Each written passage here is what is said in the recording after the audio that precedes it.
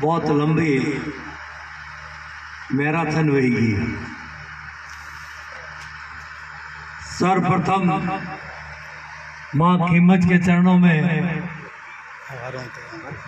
नमन करते हुए वीर शिरोमणि राव भिकाजी के इस सोलंकी राजवंश के समस्त विराजमान सोलंकी वंशज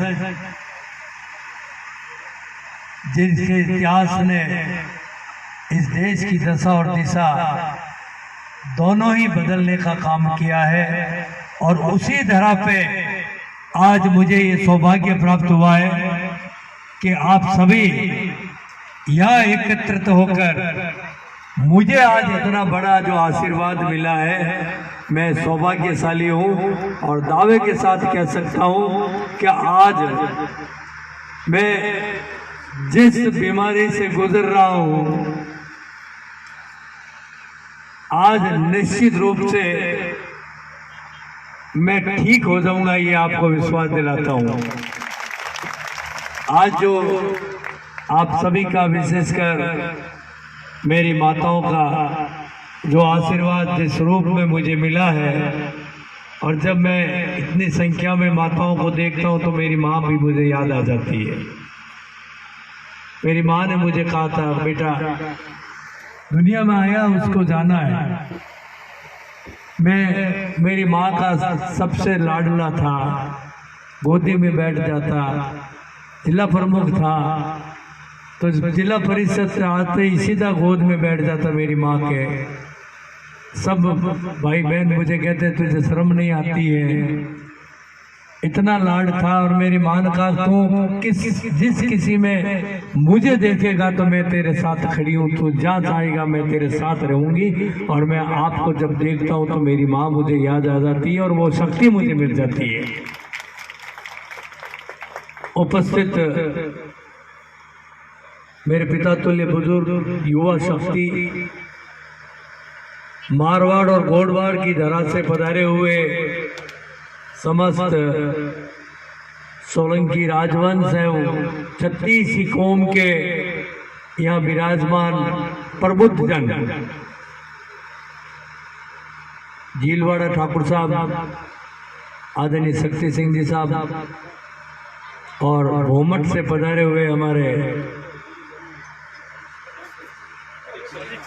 परीक्षित सिंह जी, आपको धन्यवाद देता हूं कि आप भिलवा राजा, भील राजा नहीं, भिलवा राजा पूंजा के वंशज हैं, जिन्होंने महाराणा प्रताप के साथ में अपनी भील सेना को एक अपना सेनापति के रूप में नेतृत्व दिया और उन भील समाज के हमारे निषाद राज जिनको कहते हैं, उनको भी इस राष्ट्र की एकता और अखंडता के लिए उस युद्ध में शौर्य और कौशलता सिखाने का काम राणा पूंजा ने जो किया है, हमने चाहे हमारे वोटों के लिए इतिहास को बदलने का प्रयास किया है, वो अलग बात है। गौरवशाली इतिहास रहा है हमारे इस लोकतंत्र के चौथे और अहम स्तंभ हमारे पत्रकार बंधु, इतिहासकार नरेंद्र सिंह जी साहब, गोविंद सिंह जी, सरवण सिंह जी, पत्रकार बंधु, आप चौथा और अहम स्तंभ है इस लोकतंत्र के। और मैं थोड़ा समय ले सकता हूँ, मुझे बड़े दुख के साथ, भारी मन के साथ मेरे हृदय भर जाता है मेरा जब ऐसी बातें आती है। कुछ समाचार पत्र एक वर्ग विशेष से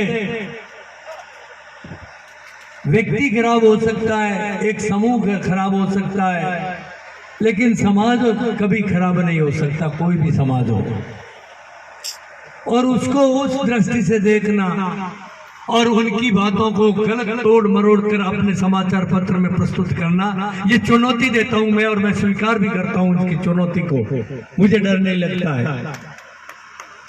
मैं इस अवसर पर पत्रिका को धन्यवाद देना चाहूंगा।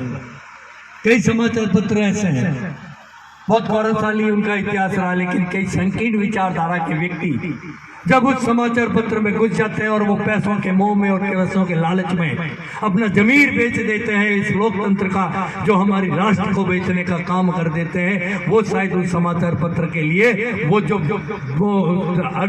उनके जो एजेंट जो है वो शायद उनको गर्त में डालने का काम कर रहे हैं। और मुझे डर भी नहीं आता, मेरे बारे में कितना भी छाप लो, मेरे विरुद्ध में कितना भी छाप लो, जितनी शक्ति है छाप लो, लेकिन ये हमारा सोशल मीडिया जो मेरे पास में बहुत बड़ी ताकत है, उसके माध्यम से आपकी उस तस्वीर को मैं जनता के बीच में समक्ष मैं बदल के प्रस्तुत कर दूंगा। जो उल्टी आप प्रस्तुत कर रहे हैं उसको सीधी करके मैं प्रस्तुत करने की ताकत रखता हूं, क्षमता रखता हूं। मर्जी आज जितना मेरे विरुद्ध छाप दो, 4 दिन पहले भी मेरे विरुद्ध में जो छापना छाप दिया, कोई फर्क नहीं पड़ता खुशवीर सिंह के। और खुशवीर सिंह चुनौती स्वीकार करता हूं समाचार पत्रों की, जो संकीर्ण विचारधारा के समाचार पत्र है, जो अपने आप को एक वर्ग विशेष से और राष्ट्रीयता की भावना से मुख्य धारा से अलग समझते हैं, वो कितना भी कर दे, खुशवीर सिंह पाली संभाग में सर्वाधिक मतों से जीत के आएगा, ये आज मैं आपको कह देता हूं। आप अंकित कर लेना, मेरे भाषण को रिकॉर्ड कर लेना और मुझे सुना देना, रिजल्ट वाले दिन मुझे सुना देना। साथियों, समय बहुत खराब है और समय बहुत अच्छा भी है, दोनों ही चीजें। आप किसको ग्रहण करना चाहोगे? समय वो है अभी जो आप हर एक कदम फूंक फूंक के रखने का समय है हमें, और हम उस लिबास में हैं, श्वेत वस्त्र धारण किए हुए हैं हम सभी, श्वेत वस्त्र। और उस श्वेत वस्त्र पर अगर एक बूंद भी गिरेगी तो दुनिया को नजर आएगी, और काले में कितना ही रंग दो, काला तो काला ही रहेगा, कहीं नजर नहीं आएगा। तो आप श्वेत वस्त्र हो, और श्वेत वस्त्र वालों को फूंक फूंक के कदम रखना पड़ता है। पग पग पे, कदम कदम पे कीचड़ है और वो उछलता रहेगा, और कीचड़ से कैसे बचना है ये कला हमें सीखनी होगी। और जब तक ये कला नहीं सीखेंगे जीवन में, आज के इस युग में, इस भौतिकवाद में, इस लोकतंत्र के इस युग में हम सफल नहीं हो सकते। साथियों, मैं दावे के आपको कहता हूं, आपको उसमें रमना पड़ेगा, उसके अंदर आपको समाना पड़ेगा, और तभी आप इस गुर को सीख पाओगे। आपको मैं इतना ही निवेदन करूंगा, समय खराब भी है और अच्छा भी है, दोनों को तोल के अगर हम चलेंगे तो निश्चित रूप से आने वाला समय आपके कदमों में होगा। ये दावे के साथ मैं कह रहा हूं, आपके कदमों में होगा। साथियों, क्षत्रिय कुल में जन्म लेना, आप समझते हो कि हम जहाँ कहीं भी गांव में जाते हैं, मैं मेरी बेटियों को संबोधन करते हुए कहना चाहूँगा, जहाँ कहीं भी जाते हैं, आज भी गांव में आपको विशेष मान और सम्मान क्यों मिलता है? इसलिए कि आपने क्षत्रिय कुल में जन्म लिया। क्यों मिलता है? हमारे पूर्वजों ने इस राष्ट्र की एकता और अखंडता के लिए, गरीब की इज्जत और आबरू के लिए एक एक दिन में 3-3 पीढ़ी कुर्बान हुई है। एक एक दिन में इतिहास गवाह, एक नहीं हजारों उदाहरण है इतिहास के अंदर कि अपनी गरीब की इज्जत आबरू के लिए, अपनी जनता के लिए, गौ माता के लिए, कहीं भी इतिहास में कोई ऐसा हो तो आप बता दो जो गौ माता के लिए कुर्बानियां दे दी। और उन्हीं की बदौलत आज जो कुछ भी हमें आज उस बात को गए हुए पीढ़ियां गुजर गई। रजपूती रही नहीं गई समुद्रा पार, आगे नहीं कहूंगा, समझ लो। वो पीढ़ियां गुजर गई, बावजूद उसके आज हमें मान और सम्मान मिल रहा है। वो हमारे पूर्वजों ने जो हमारा खजाना संजो के रखा है, बहुत बड़ा खजाना संजो के रखा है, उसकी बदौलत हम उस खजाने का हम ब्याज हमें मिल रहा है, ब्याज मिल रहा है, और उस ब्याज की बदौलत आज आपको मान और सम्मान मिल रहा है। साथियों, राजस्थान की विधानसभा में आज मैं दिल खोल के बात कर दूं। राजस्थान की विधानसभा में समय अधिक हो गया, आप लंबे समय से विराजमान है मातृशक्ति। राजस्थान की विधानसभा में हर मोर्चे पे, हर अवसर पर मैंने इतिहास को दोहराया है, जिस इतिहास को फिल्मकारों ने, हम राजनेताओं ने, राजनीति पार्टियों ने अपनी रोटी सेकने के लिए, फिल्म उद्योग ने अपनी फिल्म को हिट बनाने के लिए चरित्र हनन करने का जो काम किया है, साथियों, वो बहुत बड़ी चुनौती है। और उसको ध्यान में रखते हुए मैंने हर भाषण में एक उदाहरण दिया है मेरा। और हिंदुस्तान के इतिहास में 22 राज्य थे पहले, अब बढ़ गए, छोटे राज्य और हो गए, और लोकसभा और राज्यसभा के हर 5 वर्ष में 850 सांसद चुने जाते हैं। एक भी व्यक्ति ने कभी समाज के इतिहास के बारे में एक शब्द कह दिया हो तो मैं राजनीति से संन्यास ले लूं। वो नेता लोग या तो भाषण बहुत ठोकते हैं, अपने आप को बड़ा समझते हैं, लेकिन वह जाते तब उनकी गीगी बन जाती है, एक शब्द नहीं बोल पाते उस मंच से, उस लोकसभा के मंच से और राज्यसभा या विधानसभा के मंच से एक शब्द नहीं कह पाते, वह उनकी बोलती बंद हो जाती है। और यहाँ सबसे आगे अग्रिम पंक्ति में आके विराजते हैं हमारे समाज के नेता। मैं कहना चाहूंगा साथियों, क्योंकि आपके मन में कहीं न कहीं दूसरी जातियों के प्रति कुछ अलग भावना है, इसलिए हिम्मत नहीं हो पाती है। और खुशवीर सिंह 36 कौम के लिए शुद्ध भावना रखता है, इसलिए इस इतिहास की बात को राजस्थान की विधानसभा में दोहराता है। ये बात एक खुशवीर सिंह इसलिए कर सकता है कि मैं 36 कौम के लिए मर मिटता हूँ और मेरे उस छात्र धर्म का निर्वहन करता हूँ, इसलिए मैं बेबाक तरीके से राजस्थान की विधानसभा में अपनी बात को रखता हूँ। उस गौरवशाली इस इतिहास की बदौलत इस देश का नाम और आज कुछ और ही होता। साथियों, आप अंदाज लगा लो कि औरंगजेब जैसा क्रूर शासक वो पूरे हिंदुस्तान को मुस्लिम करना चाहता था, धर्म परिवर्तन करना चाहता था, या तो हिंदुओं को मारता या धर्म परिवर्तन करता, ऐसा क्रूर शासक।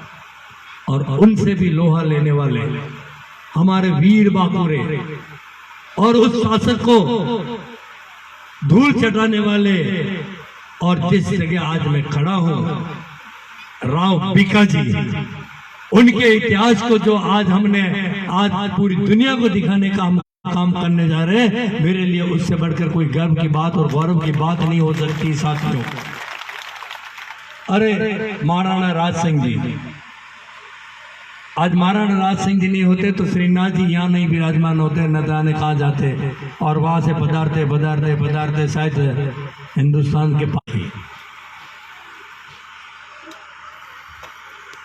औरंगजेब की राजस्थान की विधानसभा में अमर सिंह राठौड़, जिसने पहला सर्जिकल स्ट्राइक किया था, बड़े दरबार में उसके सेनापति जो साला था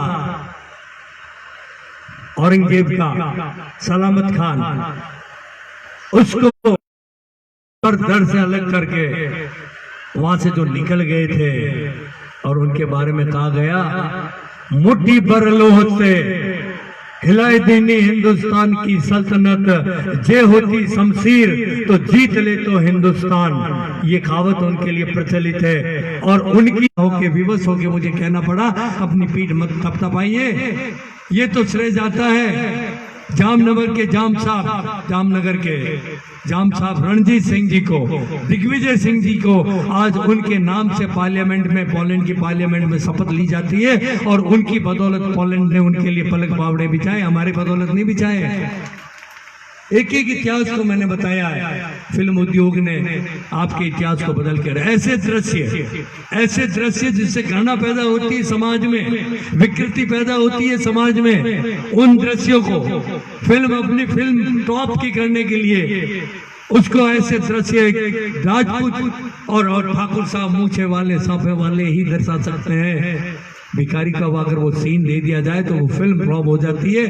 एक जब डायरेक्टर साहब मुंबई में, मैं भी एक कार्यक्रम में था, मुझे मौका मिला तो वो बात कर रहे थे, उन्होंने भाषण मेरे से पहले दिया तो बहुत तारीफ की राजपूत समाज की। तो मैंने कहा साहब मैं आपको धन्यवाद देता हूँ, लेकिन आप फिल्मों में हमें ही क्यों हलाल कर रहे हो, हमें क्यों मार रहे हो, ऐसे दृश्य हमारे ही क्यों दिखा रहे हो। तो कहा साहब वो आपके नहीं दिखाए तो हमारी फिल्म ही फ्लॉप हो जाए। आप अंदाज लगा लो कि उनकी फिल्म चलाने के लिए, उनका धंधा करने के लिए, पैसे कमाने के लिए, फिल्म उद्योग को बढ़ावा देने के लिए हमारा चरित्र हनन करने का काम वो कर रहे हैं। चाहे पत्रकारिता हो, चाहे सोशल हो, चाहे हमारे इलेक्ट्रॉनिक या प्रिंट मीडिया हो, हमारे पीछे पड़े हुए हैं। उस इतिहास को बदल कर रख दिया है, उस इतिहास को बदल के सामने उस तस्वीर को सीधी करनी है। वो काम, ये बहुत बड़ी चुनौती है, आपको उस तस्वीर को हमें सीधी करनी होगी।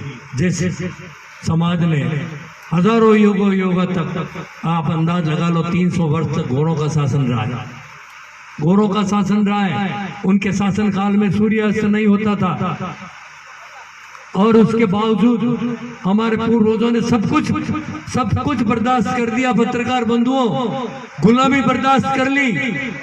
हम आपस में लड़ के एक दूसरे को नीचे दिखाने के चक्कर में हमने गुलामी बर्दाश्त कर ली, लेकिन हमने हमारी धर्म को, सनातन धर्म को, जो आज सनातन धर्म के ठेकेदार बने हुए, उनको कहना चाहता हूँ, सनातन धर्म की रक्षा हमने की है। हमारी भाषा, हमारी वेशभूषा, हमारे तीज त्योहार, हमारे रीति रिवाज आज तो हमने कायम रखी है। चाहे हमने सब कुछ बर्दाश्त कर लिया, लेकिन हमारी सनातन संस्कृति को, सनातन भाषा को, सनातन धर्म को हमने अड़े के रखा है। नहीं तो आज अगर नहीं रखते साथियों, तो मैं तो एंटनी होता, आप मोहम्मद रफीक होते, और कोई होता, पीटर होता, कुछ और होता, ये दूसरे नाम राम, लाल, चंद सिंह सब गायब हो जाते, सब गायब हो जाते। सबकी इज्जत और आबरू के लिए खंडवा का जब युद्ध चल रहा था, खंडवा का युद्ध चल रहा था, राणा सांगा का, उस वक्त 36 कौम क्रिकेट मैच की तरह चारों तरफ पहाड़ों पे बैठ के उस मैच को देख रही थी, उस युद्ध को देख रही थी, जिनके लिए वो मर रहे थे। एक दिन में 3 पीढ़ी उस युद्ध स्थल पे कुर्बानी दे दी, और वो एक दर्शक दीर्घा में बैठे बैठे वो देख रहे थे, उनके लिए भी वो मर रहे थे। ऐसा हमारा गौरवशाली इतिहास है साथियों। और खुशवीर सिंह, दावे के साथ कह सकता हूं मैं, मेरा चरित्र हनन करने का बहुत प्रयास किया गया है, बहुत प्रयास किया गया है। मेरा इष्ट प्रबल था, और उस इष्ट प्रबल की वजह से मेरे माँ बाप का आशीर्वाद, और मैंने छात्र धर्म का निर्वहन किया है। आज खुशवीर सिंह अगर चोरी करता है, कमीशन खोरी करता है, खुशवीर सिंह गलत काम करता है, खुशवीर सिंह के भी जरूरत है, आज 2 पैसों की मेरे भी जरूरत है। मैं कोई अरबपति नहीं हूँ, 2 पैसों की मेरे भी जरूरत है। घर फूंक के तमाशा देखा है मैंने, और मेरे परिवार ने सन 1952 से चुनाव लड़े साथियों, सन 1952 से घर फूंक के तमाशा देखा है, और अग्नि परीक्षा दे के आया हूँ। और सीता जैसे अग्नि परीक्षा के बाद में भी गोद में ले लिया धरती माँ ने।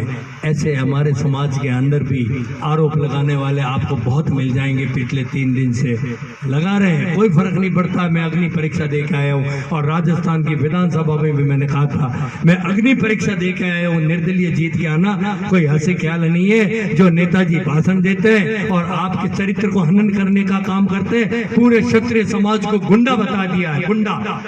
मेरी बात को सुन लेना, पूरे क्षत्रिय समाज का वीडियो सुन लेना। अभी मैं रास्ते में आते आते सुना है मैंने वीडियो। कि क्षत्रिय जहाँ है राजपूत है वह बूथ कैथरिंग होते हैं, राजपूत गुंडे हैं, इसका मतलब तो बूथ कैथरिंग होते हैं। और देश की लोकतंत्र के लिए हमारे आज हजारों पीढ़ियां कुर्बानी हो गई। वो जो लोकतंत्र, जो वोटों से लोकतंत्र नहीं था, जवान से लोकतंत्र को मानते थे। और वीर कुपा जी और वीर जैता जी का इतिहास गवाह है कि जब शेरशाह सूरी की फौज आ गई 80,000 की और मालदेव जी को भ्रमित कर दिया गया गलत संदेश देकर, और उस वक्त 8,000 सेना के साथ में वीर जैता और कुपा ने कहा, गिरी और सुमेल वहां पे, कि हम चले जाएंगे, हम नहीं लड़ सकते, मर जाएंगे, हम मर जाएंगे, हम चले जाएंगे। जितने वहाँ गांव की पनघट पे महिलाएं कुछ पानी लेने आई हुई थी, वो ये बातें सुन रही थी, कर रही थी कि चिंता मत करो कि बादशाह की सेना नजदीक आ गई है, क्या करें, हम कूद जाए, कुएं में कूद जाए, हम अग्नि स्नान कर लें, हमारी इज्जत और आबरू लूट लेंगे। जब दूसरी महिलाओं ने कहा कि चिंता मत करो, जब तक वीर जैता और कुपा है तब तक तुम्हें कुछ करने की जरूरत नहीं है। और जब वो बात उनके कानों में पड़ी, उन्होंने कहा कि अब तो पेड़ पे वो खड़े होके उन्होंने इशारा सबको किया कि स्वर्ग नजदीक है, घर दूर नजर आता है, यहाँ से स्वर्ग नजदीक नजर आता है हमें। और 8,000 सामने कूद पड़े। साथियों, विश्व का पहला युद्ध है जो 100% शहीद हो गए। उस समय वोटों का राज नहीं था, वो वोटों से नहीं चुने गए थे, मात्र उनके शब्दों में लोकतंत्र था। और उन शब्दों की बदौलत उस बाप का, उस समाज का, उस कुल का मैं वंशज हूँ। साथियों, जो लोकतंत्र वीडियो वायरल किया, मैंने उसका जवाब दे दिया। रानी में एक और गर्ल्स कॉलेज खोल के जवाब दे दिया, इसलिए खोली मैंने। अब बोलो मुझे क्या जवाब दोगे? साथियों, चुनौतियां बहुत हैं। हमें सोच के साथ में, दिमाग के साथ में, मुझे देसूरी की नाल का वो वृत्तांत याद आता है। हमें आयुवान सिंह जी की एक में पुस्तक में मैंने एक वृत्तांत पढ़ा है, जिसमें शायद जयमल जी राठौड़ जब चित्तौड़ जा रहे थे महाराणा के पास में और युद्ध होने वाला था, उस वक्त अपने कुटुंब को लेके 200-300 व्यक्ति सज धज के अस्त्र शस्त्रों के साथ में जब देसूरी की नाल से निकल रहे थे, मेरी बात को आप हृदय गम कर लेना, इस बात को युवाओं, विशेषकर युवा साथियों, जब निकल रहे थे तो यहाँ एक भील सरदार देसूरी की नाल में हुआ करते थे। उनका काम ये था, भी जाता उसको सुरक्षित ऊपर पहुंचाना और बदले में उनके मेहनताना लेना। तो वो जो ही वो निकल रहे थे तो उन्होंने रुकवाया बीच में और रुका के कहा कि भाई आप कहाँ से आए, क्या आगे था? तो उसने फटाक से अपनी तलवार पे हाथ रखा और उसको बुरा लगा कि ये हमारे से चौथ वसूल कर रहा है, हम कैसे देंगे? हम तो, उनका उद्देश्य था कि राष्ट्र की एकता और अखंडता के लिए हम जा रहे हैं और हमारे बीच में से कौन चौथ वसूल कर सकता है? और उसको, उनको पता नहीं था कि इस किस उद्देश्य से जा रहे हैं। तो जो ही तलवार पे हाथ डाला और उनके पिताश्री ने कहा कि बेटा, पिताश्री को पूछा कि दाताश्री अटे के उठे? जब उनके पिता ने कहा कि उठे, उन्होंने तलवार वापस हाथ जब अपने म्यान में डाल दी और जो भी टैक्स था वो भर के रवाना हुए।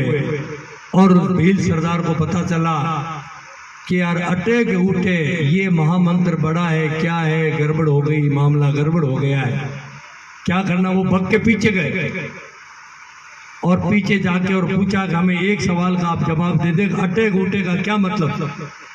अटे के बटे मतलब बताओ।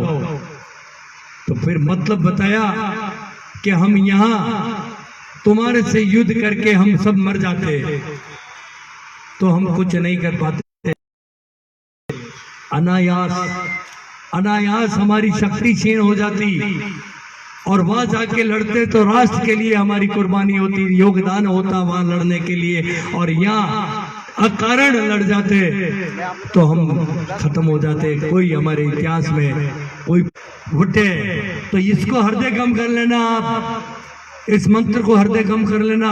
जा जरूर तो वह अपनी शक्ति बताओ, अन्यथा आपको कहीं इधर उधर भटकने की जरूरत नहीं है। आपका गौरवशाली इतिहास है, बाकी तो आप गले लगा के घूमो, 36 कौम को गले लगा के।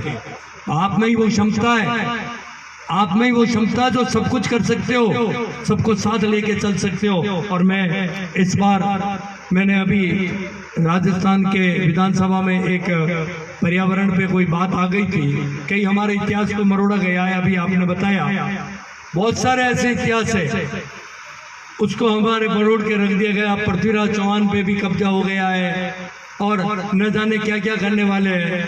ये जो अपने आप को हिंदुत्व के ठेकेदार कहते हैं ना, ये आपके लिए बहुत बड़ी चुनौती है, बहुत बड़ी चुनौती है। वो हिंदुत्व के ठेकेदार राजस्थान की विधानसभा में कहा, उनका प्रादुर्भाव 1924 में हुआ है।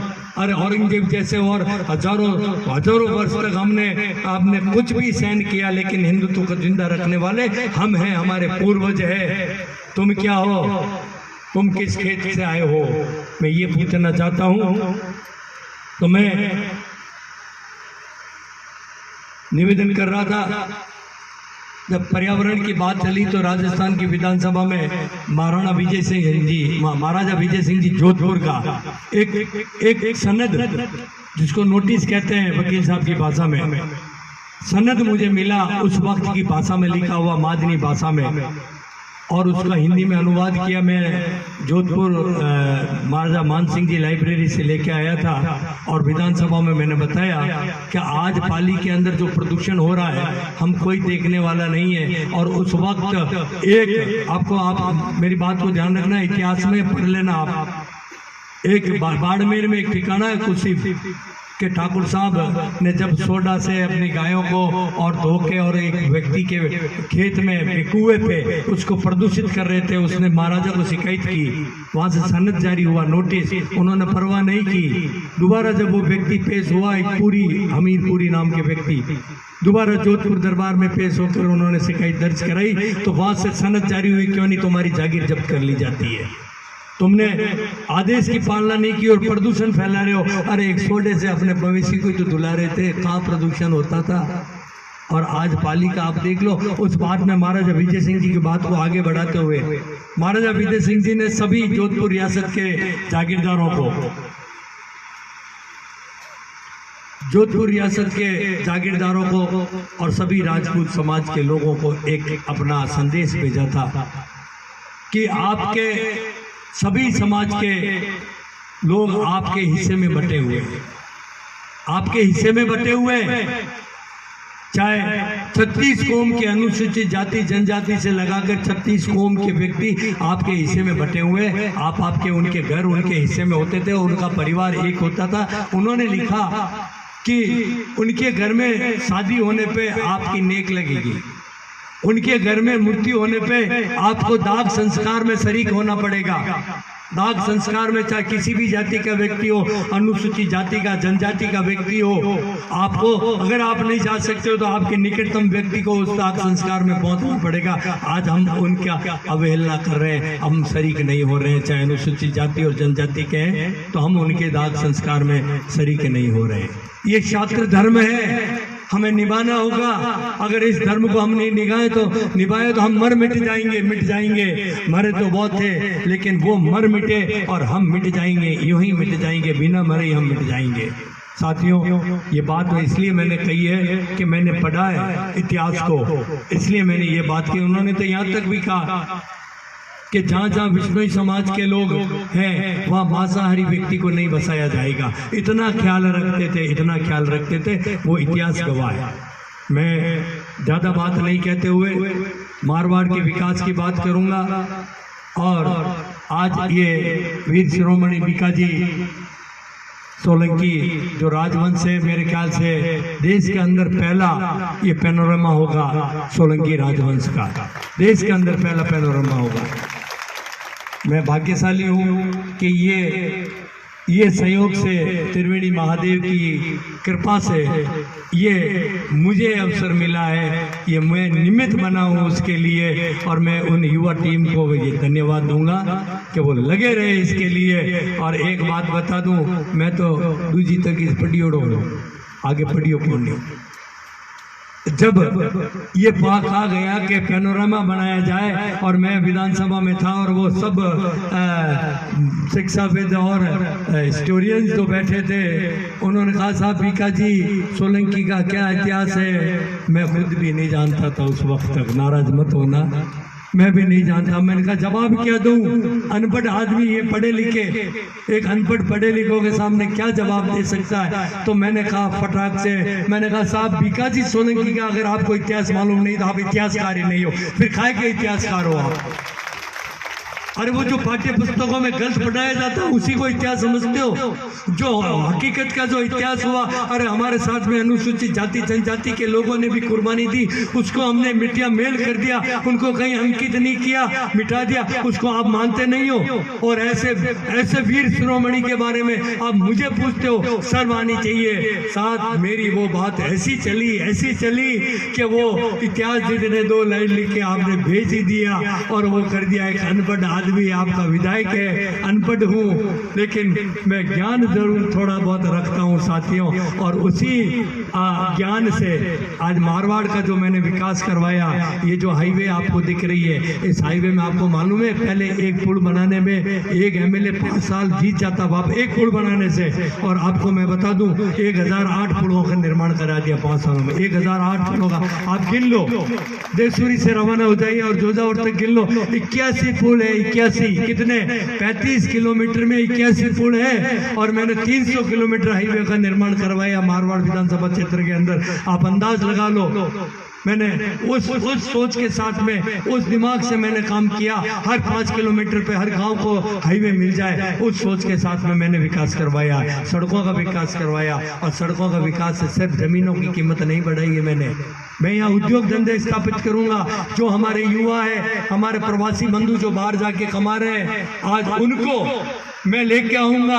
और राजस्थान सरकार की एमएसएमई योजना है, उसके माध्यम से उनके उद्योग धंधे यहाँ स्थापित करवाऊंगा।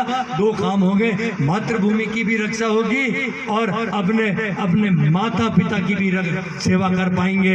ये दोनों काम यहाँ होके रहेगा, वो मैं करवाऊंगा युवाओं। अगले 5 साल युवाओं को समर्पित करता हूँ, मेरे माताओं को समर्पित करता हूँ। अगले 5 साल मेरे, मैं आपको कह रहा हूँ दावे के साथ में, मेरा विजन है, मेरी सोच है। आदमी का विजन होना चाहिए, शब्दों में विजन काम नहीं आता, हकीकत में जमीन पे उतार के दिखाओ, वो विजन काम आता है। मैंने हर क्षेत्र में काम करवाया, जोजावर में फूड पार्क का स्थापित करवाया। युवा साथियों, आपके लिए जो किसान काम कर रहे हैं, कृषि का काम कर रहे हैं, खेती का काम करने वाले हैं, उनको मैं कहना चाहता हूं कि हम भूल गए खेती करना, जमीनें पड़ी है हमारी, हम बेचने की सोच रहे हैं। मैं उनके लिए कहना चाहता हूं कि मैंने वो काम करके दिखाया, आज मील का पत्थर साबित होगा। जोजावर का फूड पार्क, उसमें क्या होगा, चाहे आप फल फ्रूट की खेती कर रहे हैं, आंवला की कर रहे हैं, अमरूद की कर रहे हैं, अनार की कर रहे हैं, पपीता की कर रहे हैं, आम की कर रहे हैं, नींबू की खेती कर रहे हैं, आपको उसकी उपज का पैसा 10% भी नहीं मिलता है, 10% नहीं मिल रहा है। और फूड पार्क के माध्यम से आपका खुशवीर सिंह जो आज मिल रहा है, उससे 100 गुना ज्यादा कीमत दिला के रहेगा उस फूड पार्क के माध्यम से। वह प्रोसेसिंग यूनिट्स लगेगी। और जैसे आपका एक उदाहरण दे दूं, पपीता की आप खेती करने वाले हो, आप मंडी में लेके गए 2 रुपए किलो पपीता, वहां जाके कह दिया हम तो 50 पैसे मिलेंगे, तो हमें पटक के आना पड़ता है। और यहाँ जब फूड प्रोसेसिंग यूनिट में आप ले जाएंगे, आपका हिस्सा भी होगा, आपकी उपज का भी पैसा मिलेगा, और उस यूनिट के अंदर आपका हिस्सा भी होगा, और उसके 500 बाई प्रोडक्ट बनेंगे पत्रकार बंधुओं, 50। और मेडिकल में भी काम आएंगे, वो मेडिसिन में भी वो काम आएगा।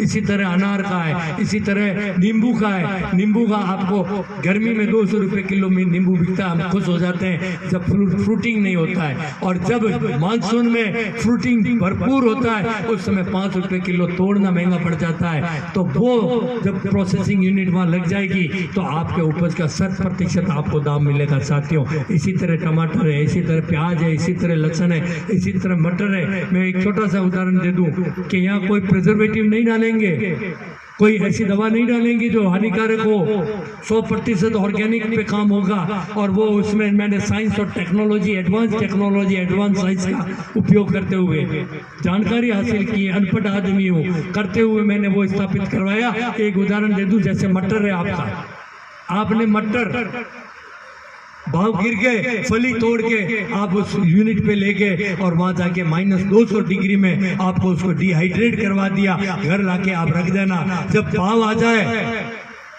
आ जाए तब उन फलियों को वापस पानी में डाल देना। 2 घंटे में जैसे खेत में से आप फ्रेश तोड़ के लेके आए हो वैसी वो फली हो जाएगी आपकी। साथियों, वो क्रांति घटाने जा रहा हूँ फूड पार्क के माध्यम से जोजौर में। उसके साथ में गायों के लिए, जिन गायों के नाम से वोट मांगते हैं, गाय के गमछा लगा के जय माता का, जो जय गौ माता का जयकारा लगा के वोट मांगते हैं, उनको मैंने सबक सिखा दिया है कि आज जोजौर में ETT centre, embryo transfer technology जो है हमारी, उसको काम में लिया मैंने। और किराए की कोख के रूप में जो हमारी ये बेसहारा गायें झूमरी, जिसको गौ माताएं हम कहते हैं, उन गौ माताओं के लिए मैंने वो ETT सेंटर खोल दिया है, जिसका पिता 1 करोड़ रुपए की कीमत का गिर का गाय 4 से 8 लाख रुपए की कीमत की होगी, चाहे सहीवाल है, चाहे कांकरेज है, चाहे थार पारकर है। उन गायों का 100% शुद्ध भ्रूण इन गायों की कोख में प्रत्यारोपित किया जाएगा और वो बछड़ी 6 महीने की होती 1 लाख रुपए की कीमत की होगी। साथियों, 1 लाख की कीमत की होगी और 15 से 25 लीटर दूध देगी। जब गिर से साउथ अमेरिका, ब्राजील में जा सकती है गुजरात से, तो हमारे यहाँ क्यों नहीं स्थापित कर सकती है। और राजस्थान का पहला भ्रूण प्रत्यारोपण केंद्र, जब मुझे ये कहा गया अधिकारियों द्वारा, जब मैंने मुख्यमंत्री जी को कहा कि मुझे भ्रूण प्रत्यारोपण केंद्र खोलना है, तो अधिकारियों ने मुझे दूसरे दिन फोन किया कि साहब इनके बारे में आप समझते हो क्या। मैं तो अनपढ़ आदमी हूँ, मैं जानता नहीं हूँ, मर्जी है तो करो, नहीं तो फाड़ के फेंक दो। तो क्या साहब आप बात सुनो, मैं बात नहीं सुनता, अनपढ़ आदमी क्या बात सुनेगा, फाड़ के फेंक दो कागज, मेरा कोई जरूरत नहीं मेरे खोलने की। मैंने टेलीफोन बंद कर दिया। मुझे कहा कि साहब ये तो जहाँ संभाग स्तर होता है या यूनिवर्सिटी होती है, कॉलेज, वेटरनरी कॉलेज होती है, वहीं ये भ्रूण प्रत्यारोपण केंद्र खुल सकता है। आप तो एक ग्राम पंचायत में खुलवाना चाहते हो। साथियों, उड़ान पंखों से नहीं होती है, उड़ान हौसलों से होती है। और मेरा हौसला बुलंद था, मैंने फोन बंद कर दिया। और दूसरे दिन जब मुख्यमंत्री जी ने घोषणा की कि जोजावर गांव के अंदर मैं भ्रूण प्रत्यारोपण केंद्र खोलने की घोषणा करता हूं, 5 मिनट तक मैंने मेज थपथपाई। साथ वाले साथियों ने सोचा कि इतनी पौंगड़ी खिसक गई है और हाल तक दबदबाई करे, और मुझे खुशी का ठिकाना नहीं था उस वक्त जब मेरी माँ का सपना साकार हो रहा था। साथियों, वो काम मैंने करके दिखाया। उसके साथ में रिसर्च इंस्टीट्यूट वेटरनरी वो भी जोजौर में खुलवा दिए, पॉलीक्लिनिक भी जोजौर में खुलवा दिया मैंने। कृषि और पशुपालन इसका हब बनवा दिया, कृषि और पशुपालन का हब मैंने बनवा दिया। 12 वेटरनरी डॉक्टर बैठेंगे। रिसर्च इंस्टीट्यूट मैंने खुलवा दी, ट्रेनिंग सेंटर होगा पशुपालकों के लिए वहाँ पे, वो भी मैंने खुलवा दिया है। मैं वाइल्ड लाइफ का रेस्क्यू सेंटर भी खोलवा दिया है। और बता दूं आपको, और बता दूं हमारे, आज 2 मिनट और बोल जाऊं और बता दूं आपको कि हमें अरावली जैसा खजाना हमें मिला है, हमारे पूर्वजों ने विरासत में हमें दिया। उसको इस 75 वर्षों में उसकी हत्या कर दी, हलाल कर दी, खत्म कर दिया इस खजाने को हमने, लेकिन उसको संजोने का काम मैंने किया। साथियों, मैंने किया है। मैंने, आप चलो मैं आपको दिखाता हूँ, जो चलना चाहे तारीख तय कर दो, जंगल के अंदर चलो मेरे साथ में। उसके अंदर पूरा ये प्रोसोप्रिस अंग्रेजी बबूल जो है, प्रोसोप्रिस जूलीफ्लोरा, ये फैल गया था, जिसके कांटा लगते ही उस जानवर को मरना पड़ता। जहरीला कांटा होता है जिसने हमारी सब वनस्पति को खत्म कर दिया, हमारे दामन पौष्टिक घास को खत्म कर दिया, कर्ड को खत्म कर दिया, उसको समाप्त कर दिया, हमारे जंगलों को समाप्त कर दिया। मैंने साफ करवा के जगह जगह नाडियों का, निकटों का मैंने निर्माण करवाया है। और आज मेरे कंधे कंधे तक दामन घास खड़ी है। साथियों, दामन घास खड़ी है। उससे 2 फायदे होंगे मेरे, 2 फायदे। एक फायदा तो तारबंदी से रोजड़े और अपने सुअर, ये गनसूरे नहीं रुक सकते हैं। कितनी तारबंदी करवा दो, सरकार कितना भी अनुदान दे देगी। मैंने जो काम किया मेरे साथ चल के आप देखना। आज एक तो हमारा रोजड़ा और जंगली सुअर बाहर नहीं आएगा, और दिसंबर से हमारे पशुपालक इतनी बड़ी पौष्टिक घास को काट के अपने पशुओं को खिलाएगा। वो काम भी किया। और आपके पीछे जिस स्थान पे ये स्थापित होने जा रहा है, वीर शिरोमणि राव भिकाजी का पैनोरमा, इसके पीछे लव कुश पार्क मैंने करवाया 2 करोड़ रुपए देके वन विभाग द्वारा। लव कुश पार्क और मेरी सोच है कि मैंने ये भी काम किया है, लेपर्ड कंजर्वेशन रिजर्व डिक्लेयर करवा दिया। पत्रकार साथियों, आपको मालूम है प्रमोद पाल सिंह जी, आदिवाल साहब, आपको भी मालूम है सर, आप सभी को, कि मैंने लेपर्ड कंजर्वेशन पार्क गानेराव से लगाकर कोट सोलंकियान तक ये लेपर्ड कंजर्वेशन मैंने रिजर्व करवा दिया, घोषित करवा दिया मैंने। और यहाँ पे पर्यटन इतना बढ़ेगा, आपको मैं कह देता हूँ 2 साल के बाद में यहाँ का नज़ारा और नज़रिया दोनों ही बदल जाएंगे। देख लेना आप, मेरी बात को याद रखना। या हर घर में होटल होगी, हर घर में रणथंभौर से ज्यादा इसको मैं पॉपुलर नहीं कर दूं और ज्यादा पर्यटन नहीं आ जाए तो मैं त्याग पत्र दे दूं। राजनीति से आपको आज कह रहा हूं मैं आपका पर्यटन उद्योग को बढ़ावा दूंगा। पर्यटन उद्योग बढ़ेगा तो सब कुछ बढ़ जाएगा, हमारा ये खजाना भी बचा रह जाएगा और हम सब कुछ बच जाएंगे। मैं आप सभी को, जंगल है तो जंगल में तो मंगल यूं ही होगा हमारा, तो मैं आप सभी को मैं धन्यवाद देता हूं कि आज आपने मुझे, अंत में मेरी बात समाप्त करूं, मुझे बहुत खराब भी लगा, शर्म भी बहुत आई कि एक खुशवीर सिंह हार्ड मास का बना हुआ व्यक्ति और मेरे पिता तुल्य बुजुर्ग मेरी माताएं यहाँ विराजमान है और मैं छत्तर के साथ में घोड़े पे बैठ के आया, जबरदस्ती साथियों ने बिठा दिया, मेरी इच्छा नहीं थी। ईमानदारी से मुझे बहुत शर्म आई, सर जमीन में झुक गया मैं, क्यों मैं कैसे बैठूं, मेरे माता पिता विराजमान है और मैं घोड़े पे बैठ के जाऊंगा। अरे खुशवीर सिंह, तू तो हार्ड मास का बना हुआ व्यक्ति है, तू क्यों बैठ रहा है घोड़े पे? फिर मन को तसल्ली दी मैंने, मन ही मन में मैंने जवाब दिया कि खुशवीर सिंह, ये तू नहीं बैठा है घोड़े पे, ये मारवाड़ का विकास घोड़े पे बैठा है, खुशवीर सिंह नहीं बैठा है, ये मारवाड़ का विकास घोड़े पे बैठा है। खुशवीर सिंह तो हार्ड मास का बना हुआ व्यक्ति है, वो क्या घोड़े पे बैठेगा? तो मैं आप सभी को, मैं युवाओं के जोश और जज्बे को सैल्यूट करता हूँ। ये अगर जोश और जज्बा रह गया और आपने इस लोकतंत्र की चुनौती को सहर्ष स्वीकार कर दिया तो दुनिया की कोई ताकत नहीं है कि आपको पीछे रख सके। और हमारे संस्कारों को मत भूलना। मेरी बेटियों को कहना चाहता हूँ, ये सोशल मीडिया जो आज है ये हमारा सबसे बड़ा दुश्मन अगर है तो यही हमारा दुश्मन है। और इसके माध्यम से हमारे संस्कार जो हमें मिले, हमारी संस्कृति, हमारे संस्कार, हमारी भाषा, हमारी वेशभूषा, आज सभी लोग हमारी वेशभूषा, हमारी माताओं की वेशभूषा पहन के गौरवान्वित महसूस करती है। सभी लोग हमारा अनुसरण कर रहे हैं भाषा में, वेशभूषा में, और विरोध भी हमारा ही कर रहे हैं। इसके बारे में विचार हमें करना होगा कि हमारा अनुसरण कर रहे हैं हमारी भाषा में, हमारी वेशभूषा में, और विरोध ही हमारा कर रहे हैं। ये बात मेरे समझ में नहीं आई कि कारण क्या है, इसकी गहराई में हमें जाना होगा। मैं तो समझ गया उस गहराई को, उस कारण को मैं तो समझ गया। आपको हृदय गम करना होगा और आपको भी समझना होगा। और अंत में मेरी बात समाप्त करूं।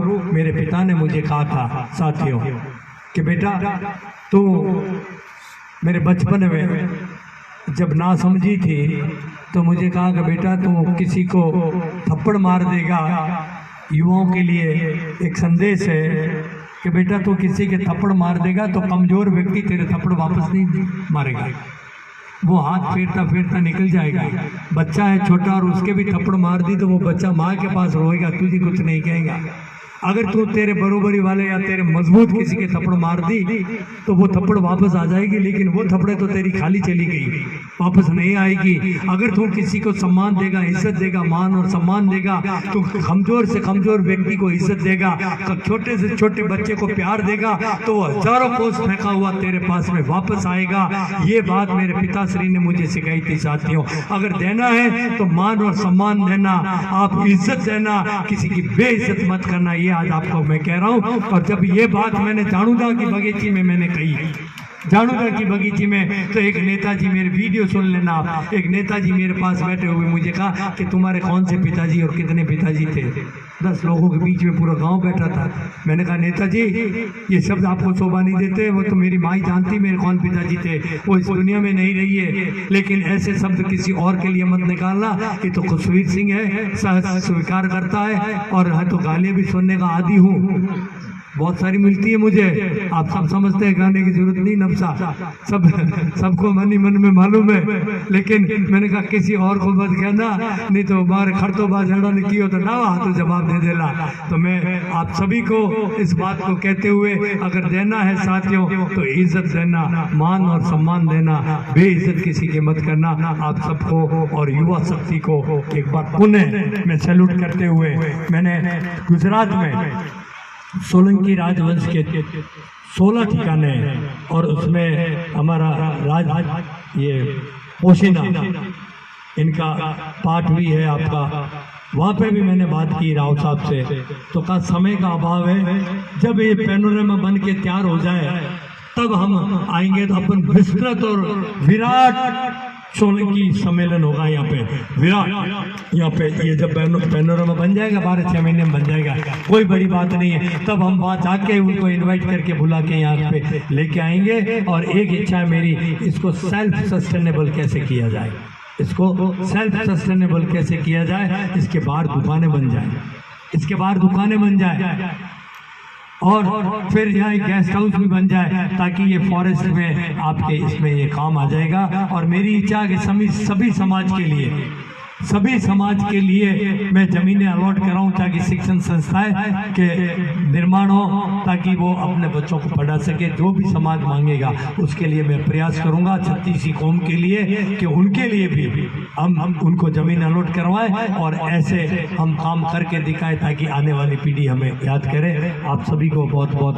धन्यवाद। जय हिंद, जय भारत। माँ हिम्मत के चरणों में नमन करते हुए, वीर शिरोमणि भीखा जी को नमन करते हुए मेरा स्थान ग्रहण करता हूँ।